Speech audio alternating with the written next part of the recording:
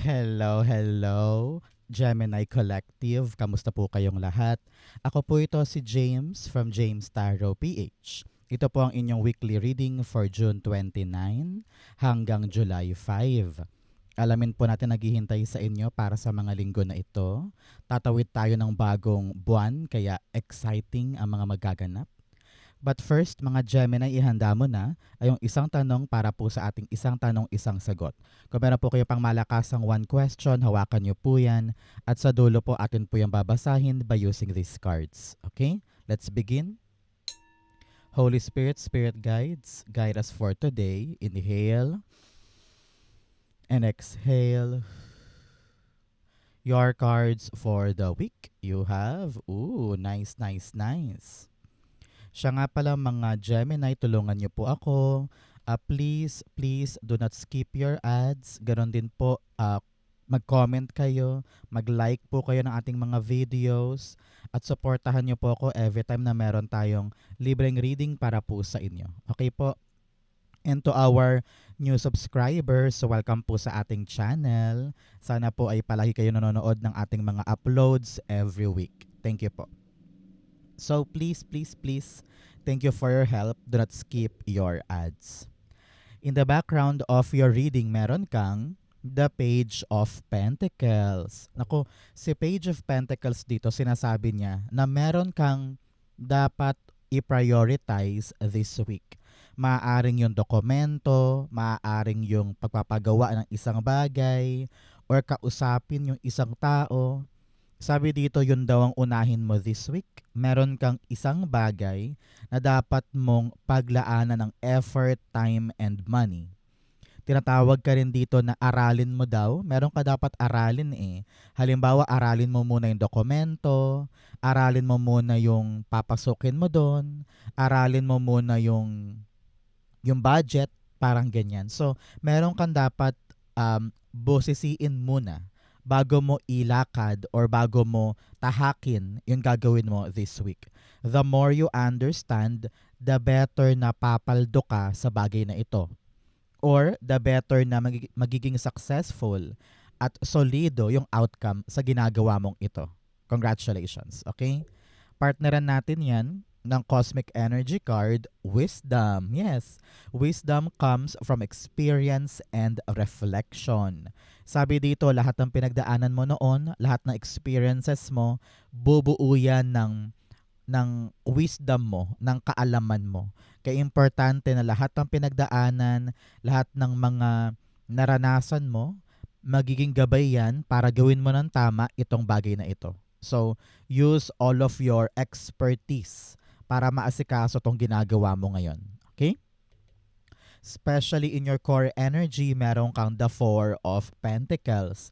Meron kang 4-4 here. Angel number yan of protection. Ginagabayan po kayo ngayon ng yung spirit guides saka angel guides sa inyong pang-araw-araw. Kaya protektado ka, safe ka, ligtas ka.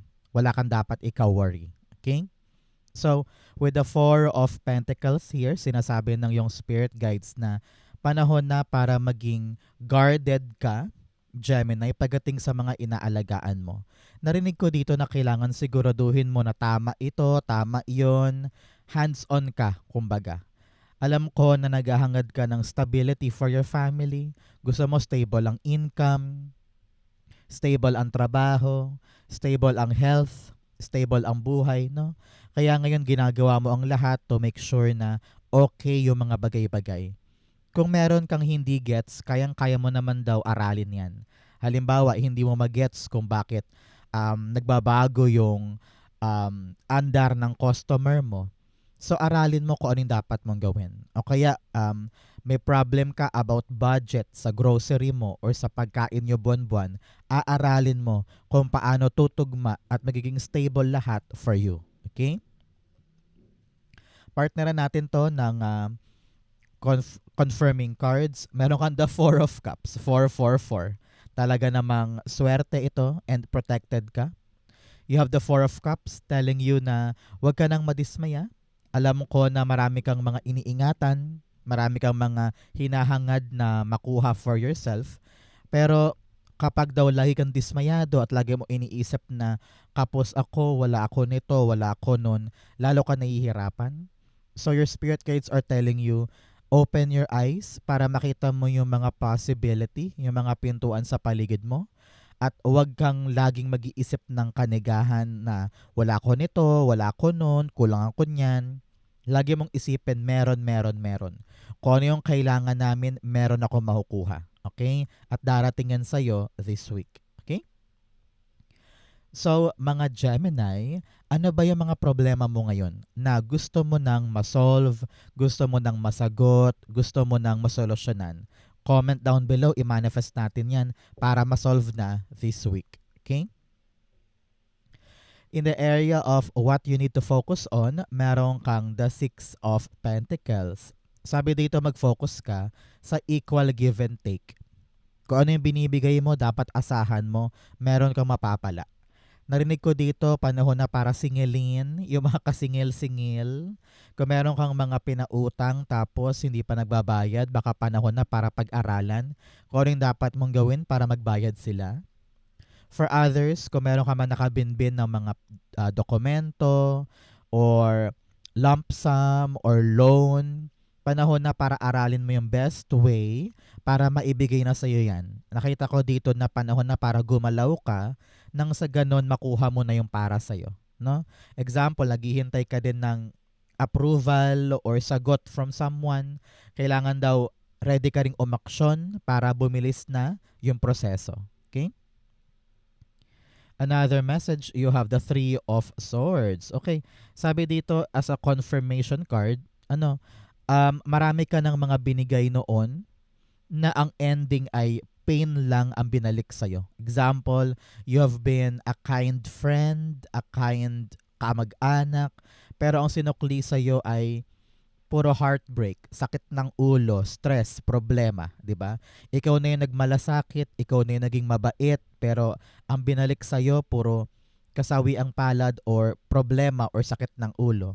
Sabi dito, Gemini, panahon na para i-evaluate mo 'yung mga bagay sa paligid mo na pain lamang ang dulot.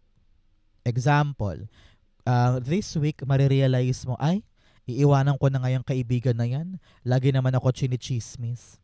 No? So alamin mo ngayon yung ugat ng pain, kung bakit ka nasasaktan. Dapat ba mag-effort pa tayo dyan or hindi na? 'Di ba? So now you need to realize na hindi ko kailangan magtiis sa mga bagay na masakit.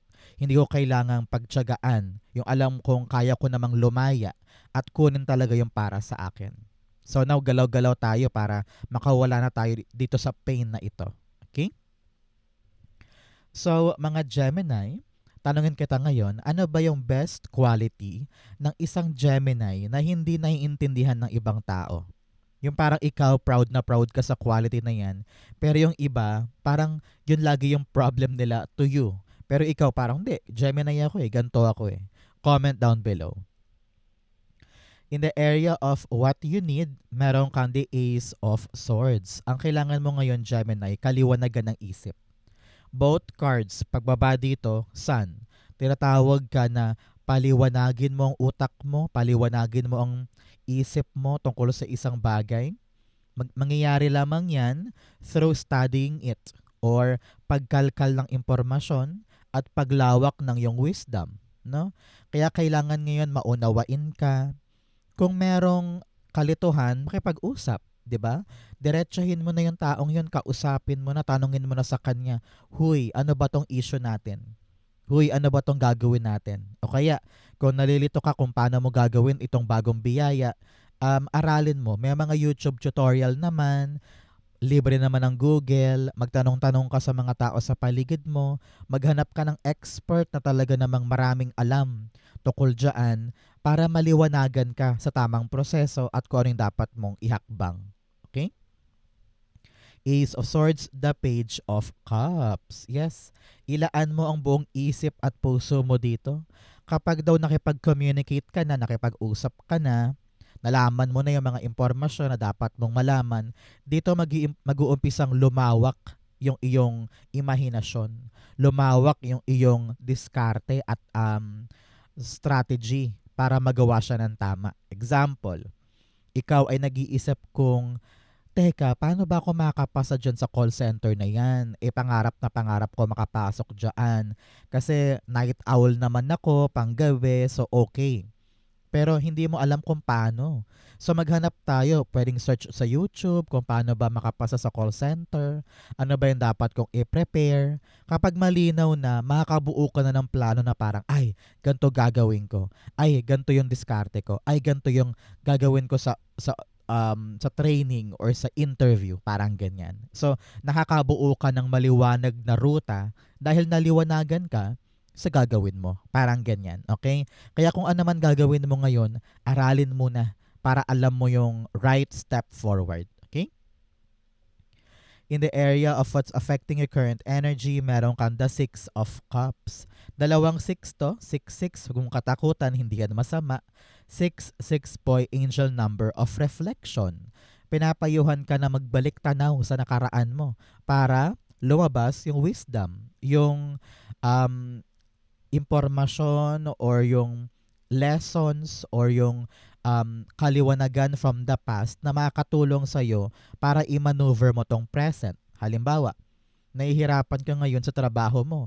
Pero nung nagbalik tanaw ka in the past 6 months, na realize mo, ay, noon, pinapangarap ko lang tong trabahong to. Ay, dati, iniiyakan ko lang to. Sabi ko, God, gusto ko makapasok dyan. Pero ngayon, nandyan ka. So, meron kang different kind of understanding sa kinakaharap mo dahil napalingon ka sa nakaraan. Naisip mo na, much better pala ako ngayon. So, bakit ako nagpapakaiyak or nagpapakalungkot dito? Kayang-kaya ko namang solusyonan. Kayang-kaya ko naman gawa ng paraan. Kayang-kaya ko namang ihakbang ang paa ko ng walang takot dahil marami ako natutunan sa nakaraan. Parang ganon. Okay? So, si Six of Cups clarifying our Four of Pentacles, sinasabi dito na ikaw ay merong tsansa na talagang maging stable ang life mo dahil sa bagong pagkakataon na to. Okay? Makakalaya ka na sa grip or kadena ng nakaraan dahil sa bagong bagay. Ito yung bagong bagay na dapat mong aralin, dapat mong tignang mabuti at mag-effort ka dito.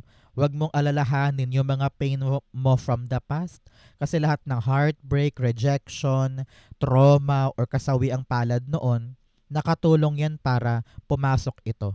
No? So, wag ka nang magpaka-bitter doon. Tignan mo na lamang to as a learning curve. And this time around, dahil marami ka nang napagdaanan, marami ka nang naranasan, gets mo na kung paano mo aalagaan itong bagong paparating. Okay? So, relax ka lang, and just enjoy the process, maging mindful ka lang, aralin lahat, you're gonna be fine. Okay? Six of Cups, the Ten of Pentacles. 10-10 is all about completion, success, pagtatapos ng isang bagay. So, congratulations. Ramdam ko dito na talagang papivot ka na, nakalaya ka na sa isang magulong pagkakataon noon at ready ka nang tumulay sa isang bagong bagay kung saan ito permanente, ito pang matagalan, ito talagang solid, no, na magagamit mo for a long time.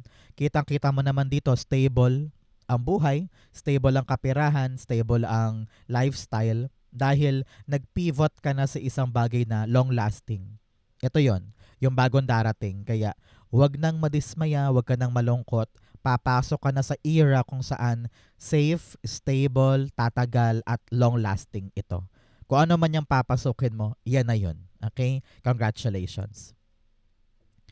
In the area of your near future, meron kang the Sun card. Napakaganda ng future mo, Gemini. Sikat na sikat yung araw sa buhay mo in the near future. Sabi dito, there will be happy days, happy moments, success. Kung ano man yung inaaral mo ngayon, successful ka in the near future. Dadali yan. Kung akala mo mahirap, pero in the near future, you will feel so light, so carefree. You are now starting to enjoy kung ano yung meron ka. Nakakalabas-labas ka na. Nakita ko kaya mo nang ilibre yung pamilya mo or mga anak mo or yung friends mo. Medyo maganda ang buhay in the near future. At kung ano man yung mga problema mo ngayon, malulusaw yan. And here you are, very, very accomplished and very, very happy. Congratulations. Sun card, the Four of Pentacles. Talagang 4-4-4-4. Protektado ka, kaya anong kinakatakot mo? Ligtas ka, kaya anong agam-agam mo, no? Huwag ka nang magpakalukob pa sa iyong mga stress. Walang mangyayari sa mga stress na yan. Just be happy, enjoy your life, dahil lahat ng gusto mo, kung ano man tong ninanais ng puso mo, kung ano man tong pinapangarap mo mapa sa'yo, makukuha mo. And this will bring you satisfaction, fulfillment, and contentment. Ramdam ko dito yung parang, hay, makakapag-relax na ako kasi okay na. Makahinga na ako kasi okay na. Either parang nabayaran na yung utang, nabawi na yung nakasanglang bahay, approved na sa bagong trabaho, kaya yung pangailangan mo in the near future, may sasagot na. Dahil stable na ngayon. Congratulations, okay? Nako, i-claim mo na to para sa'yo to. In your challenge for the week, meron kang the Four of Wands. Alam mo, ang problema mo maaari this week ay yung kakulangan ng focus minsan. Dahil karaniwan, ikaw ay takot dun sa responsibilidad, kaya parang nakalimutan mong tutukan ito or aralin or bigyan ng effort. Kaya pinapayuhan ka ngayon, Gemini, na tingin lang tayo sa isang bagay, no? Talagang doon tayo nakatutok para masiguro natin na aandar siya ng mabilis at maunlad para sa atin. Kaya kung ano man tong inaasikaso mo na medyo kulang-kulang pa yung iyong kaalaman or pagkakaintindi, pagtiyagaan mo siyang aralin para maabot mo na yung milestone, maabot mo na yung finish line. Okay? Narinig ko rin dito na panatilihing stable ang pamilya, walang away, walang problema, walang nakabinbin na mga issue. Kung meron mga issue, ay pag-usapan na. Four of Wands, the Nine of Swords. Yes, marami kang pinoproblema patungkol sa bahay, patungkol sa goal mo, patungkol sa pamilya mo. Iniisip mo, magagawa ko ba? Kaya ko ba? Maabot ko ba tong goal ko na to? Kasi parang may pressure eh. Parang narinig ko marami sa pamilya mo or sa circle mo ang umaasa na makukuha mo to agad, maabot mo to agad. Kaya parang yung added pressure, sobra-sobra sa balikat mo. Pero sabi dito, relax, walang mangyayari kung puro ka takot, puro ka kaba, puro ka anxiety and stress. Kapag inaral mo mabuti at nakatutok ka dito, maaabot mo yan. Okay? So do not worry, maaabot mo yan. In your fortune, meron kang overcoming obstacles, you can overcome anything. Tingnan mo naman, sinasabihan ka talaga na kaya mong lagpasan lahat ng problema. Kaya wag na mag-overthink, daanan mo lang yan with confidence, with trust in God. Naku, malalagpasan mo rin yan. Okay? In your fortune, meron kang Knight of Cups. Ooh. Sabi dito talagang darating yung isang magandang biyaya. Magandang opportunity or grasya na sa'yo ibibigay. Kaya importante dito, Gemini, ready kang tumayo, tanggapin, aralin, at pakinabangan, yakapin itong bagong bagay na ito. Kung naghihintay ka ng chance ngayon, ng pintuan, ng tawag, ng kumpirmasyon, darating yan. At kapag dumating, bangon agad, kunin agad, dahil ito na yung chance mo para makaabante. Kaya hindi pwede ngayon yung tamad, takot sa bagong bagay, takot aralin, takot i-prioritize. Naku, walang mangyayari kapag ganun. So, be excited, be optimistic na kung ano naman tong darating sa akin na biyaya ay kayang-kaya kong pangalagaan at yakapin. Knight of Cups, the Ten of Wands. 10, 10, 10. Parang nagbukas na regalo, no? 10, 10, 10. Parang ganun. So, embrace the fruit of your hard work. Meron nakakita ng pagsisikap mo, may nakakita ng iyong mga, I don't know why, meron nakakita ng parang resume mo or curriculum vitae mo, CV mo. Tapos nakita niya na parang, uy, ang dami niyang mga pinagdaanan, ang dami niyang mga credentials. At nakita nila na hard worker ka. So, meron kapalit itong pagsusumikap mo na ito. Ibibigay sa iyo yung reward dahil nakita nila na seryoso ka, at talaga namang dedicated ka dito sa bagay na ito. Kung ano man yan, nako, darating yung magandang balita dahil pinaghirapan mo at talaga namang pinagtiyagaan mo. Congratulations, okay? Ito yung parang rewarding week patungkol sa mga pinaghirapan. Nako, congrats. I-claim mo na yan. In your divine messages, meron kang communication is the key. Sabi ko nga sa inyo, makipag-usap, makipag-usap, makipag-usap. Linawin na ang lahat para magets mo kung anong dapat gawin. In your divine messages, meron kang the Ten of Swords. Sabi ng Ten of Swords ay wag na wag kang papayag na talunan ka sa buhay. Okay? Kailangan lagi tayong babangon, lagi tayong lalaban, at lagi mong isipin may pag-asa pa ako. Kung ikaw man ay nadapa, natalo, or nabokya sa isang bagay, hindi yon tuldok. Okay? Meron ka pang pagkakataon para makabawi, makaabante, at magsimula ng bagong bagay. Kaya pilitin mo ang sarili mo na bumangon at sabihin mo sa iyong sarili, binibigyan ako ni God ng chance, hindi ko dapat sayangin. I will embrace this fortunate blessing na magbibigay sa akin ng stability. Okay? Ten of Swords, the Empress card. Kayang-kaya mo pa eh. Manalig ka lang daw sa iyong sarili. Kayang-kaya mong mag-start from scratch or mag-go back to zero. Dahil meron kang abilidad to create, to manifest.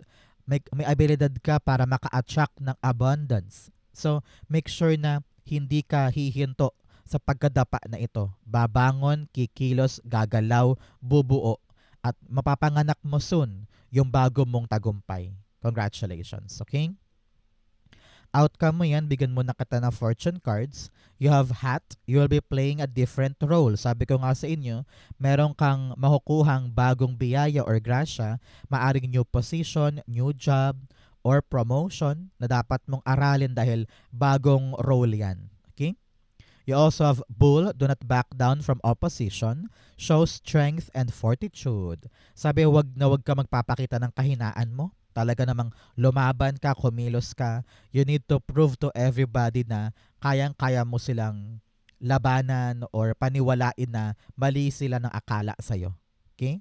You also have 3 affairs with your family. Sabi ko nga, panahon to para tignan yung pampamilyang mga issue, pampamilyang mga topics or mga dapat ayusin. Okay? You also have Peacock, beware of great pride. Naku, mag-ingat ka daw sa ego, sa pride, sa masyadong mataas sa tingin sa sarili. Magpakumbaba.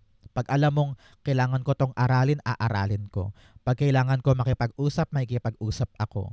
Pag kailangan kong plansyahin yung dapat plansyahin, magpapakumbaba ako para mangyari na.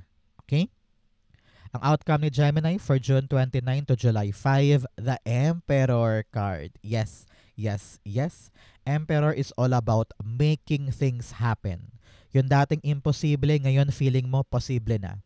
Marami ka nang dinanas. Importante ngayon na maramdaman mong wais ka na. Alam mo na yung tama sa mali. Alam mo na yung hindi dapat kong paglaanan ng oras sa isang bagay na importante. You know? Kailangan alam mo na kung paano balansehin ng lahat. Hindi ka basta-basta iimik, kikilos o gagalaw nang hindi to pinag-isipan or pinaghandaan. Ang matalinong emperor ay marunong mag-isip muna bago gumalaw. Ang matalinong emperor, alam niya kung ano yung mga laban na dapat niyang gawin. Alam din niya kung ano yung mga dapat kong itaboy na panggulo sa buhay ko. Be smart, be palaban, and be wise this week. Okay? Emperor, the Hanged Man. Isang magandang indikasyon to and sign for your Gemini. Kung ano man to nakabinbin or nakabitin or nakastuck sa buhay mo, makakahanap ka ngayon ng magandang solusyon. At you're gonna move forward, take action para wala ng antala or problema sa inaasikaso mo. You will find the best way to get out of this situation para makaandar na. Congratulations. Okay? Let's go na, Gemini, sa yung isang tanong, isang sagot. Meron ka bang one question? Pumikit ka na dyan. At isipin mo yung mabuti para sagutin natin ngayon. Inhale and exhale the answer to your question. You have the 4 of Swords, the 3 of Cups, and the 9 of Swords. Okay? At the bottom, meron kang the Three of Pentacles. Okay. Here, your spiritual guidance ay talagang pinoprotectionan ka this time. Okay? Meron ka na mayapang kamag-anak ka talaga namang they are supporting you and guiding you. Kaya do not worry. Alam ko na meron kang issue or iniisip tungkol sa tao sa buhay mo. Maaring nahihirapan ka makibagay, makisama, or takot ka, intimidated ka with these people around workplace or around your family members. And you're thinking, sino ba talaga sa mga taong to ang katiwa-tiwala? Or meron bang gagabay sa akin? Meron ba akong dapat unahin? Sabi dito, makipagtulungan ka daw eh. Gemini eh. Sa question mo ha, kung ano man yung question mo, makipagtulungan ka sa mga tao sa buhay mo para malaman mo kung ano yung dapat kong gawin at hindi ako malunod sa dami ng problema o dami ng iniisip ko. Parang you are now forgetting to relax. You are now forgetting to enjoy your life dahil super kayod ka, super tutok ka sa mga super seryosong bagay. And here, sabi dito, ikalma mo lang ang puso mo. Ramdam ko na dapat mo na tong ipahinga. Dapat mo na tong, I don't know why. Dapat mo nang isuko itong kinakatakot mo. Magtiwala ka sa Diyos and just enjoy the possible harvest na mangyayari dito. Masyado mo kasing ginaguard ang sarili mo eh. Imbes na makipagtulungan, imbes na maging open, sinasarili mo yung problema, sinasarili mo lahat ng issue, kaya lalo ka nabibigatan. Sabi dito, cooperate, collaborate, and rest. Importante mag-rest ka ngayon kasi dyan nanggagaling yung sobrang stress eh. Kulang sa tulog, kulang sa pahinga, kulang sa tiwala sa Diyos. Kaya just rest, take it easy, relax, enjoy the company, enjoy the grateful things na meron ka sa buhay mo. Subukan mo ngayon na pakawalain lahat ng negativity, lahat ng duda, lahat ng takot. And you have the people around you bilang suporta sa'yo. Hindi ka nag-iisa dito, okay? The answer for now is maybe. Maybe because hanggat hindi ka nagre-relax, hanggat hindi mo nakakayang kontrolin yung mga dapat kontrolin, nahihirapan ka na mag-maneuver or asikasuhin to. Kaya kailangan ngayon kumalma ka muna. Maybe muna to, maybe. Parang pinapayuhan ka to go out first, bumitaw ka muna panandalian, magbakasyon ka or magkaroon muna ng gap muna para maisip yung tama, mawala yung stress, mawala yung tension, no? And soon, pagbalik mo, makipagtulungan ka na para ma-harvest mo na yung good result dyan. Okay? So ngayon, kalma ka muna. May panahon para sa mga bagay at wag mo daw pilitin muna ngayon. Okay? So ang sagot dito, maybe. Depende pa to sa yung action, sa yung kalmadong estado para maayos siya. Okay? So Gemini, yan po yung isang tanong, isang sagot. Ganoon din po ang yung June 29 to July 5. Saan po kayo nakaresonate, comment below, babasahin ko po yan. Thank you Holy Spirit, Spirit Guide for the clarity for today. Thank you po for watching hanggang dulo. I love you. This has been James for James Taro PH. God bless everybody.